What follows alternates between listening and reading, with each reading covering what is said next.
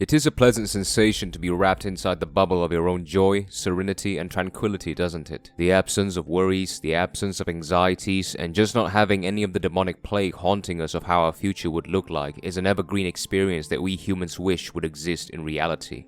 However, as much as we want to stay comfortable, as much as we want to not get hurt or face any profound adversities in our lives, sooner or later, comfort itself will be the source of your pain, as like anything, too much of it will result in an inevitable effect of diminishing returns. And if we let comfort consume us for far too long, it will drag us down and keep us down, and we will just be rotten remains of what could be potentially ripe fruits. Comfort keeps you dependent on it because it makes you feel safe, but with that, you sacrifice your own potential and other possibilities. Fortunately, we human beings naturally seek novelties and adventures. That's why we feel agitated when we are not growing in certain aspects of life that we want. That's why we travel to different countries. That's why we seek new mountains to climb. That is why we seek new topics and subjects to learn and understand. In other words, we humans are constantly and occasionally bound to experience discontent. Too much or too long of repetitions, similarities, and routines will cause a sense of tediousness that, if left unchecked or unsatiated, will cause us to actively and impulsively seek chaos to try and desperately break our seemingly soulless life. Like going straight from a mundane office work to a theme park for an extreme roller coaster ride. This video covers the consequences of being too comfortable in 2 stages and focuses on your main priorities and pursuits in life, on which you gentlemen hopefully could largely relate to the situations of your other personal endeavors.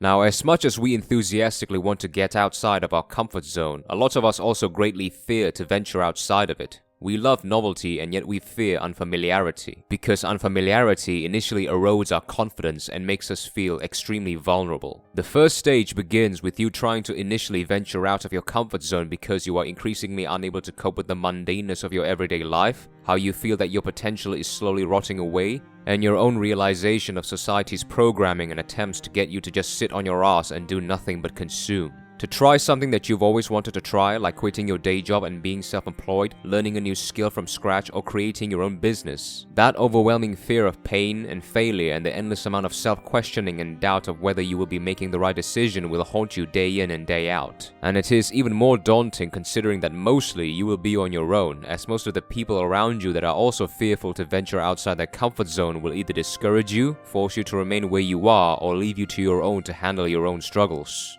Part of you want to just let go of everything and go for it, but part of you is still persuading yourself to stay within your comfortable routine and not get hurt or be lonely. Depending on the circumstances of your environment, this will most of the time escalate up to a breaking point of where eventually you become excruciatingly fatigued of your own mental warfare between your desires and fears, and the amount of time that you've wasted contemplating that you finally bring yourself to stop thinking and take that leap of faith to break your comfortable but unexciting routine. Either that, or you end up further succumbing yourself back into your own wearisome life because you can't handle the fear, peer pressure, lack of support, and frustration any further. To take that leap of faith is actually a lot simpler than most would think, especially when you initially have very little or nothing to lose. The first stage is all about overcoming that fear of pain, failure, and the doubts of your own capacity and capability to handle them on your own. Just to encourage you, gentlemen, in a new world of unfamiliarity, it is inevitable for us to experience failures and setbacks, and the only question that remains is whether you are willing to learn from them and keep pushing.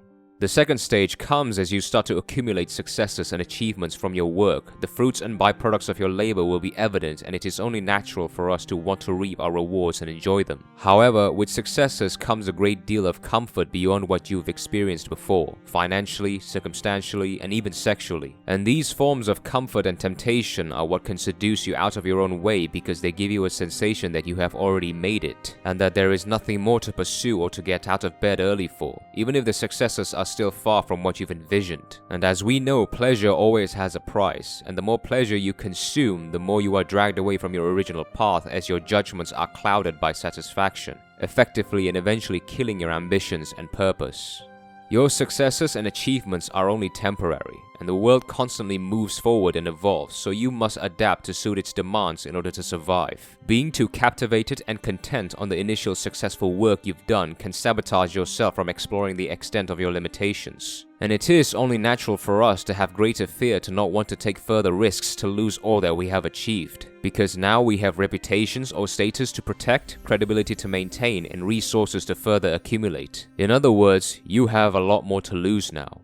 However, to neglect changes and refuse growth because you are complacent at where you are is the same way as voluntarily accepting your own eventual offer of downfall from grace. And naturally, you will eventually experience discontent with what you have down the line or as time passes, and will be contemplating to seek further novelties regardless. The only reason why you would want to stay or remain complacent with where you are for too long is because of your great fear in losing what you already have and what you've accumulated.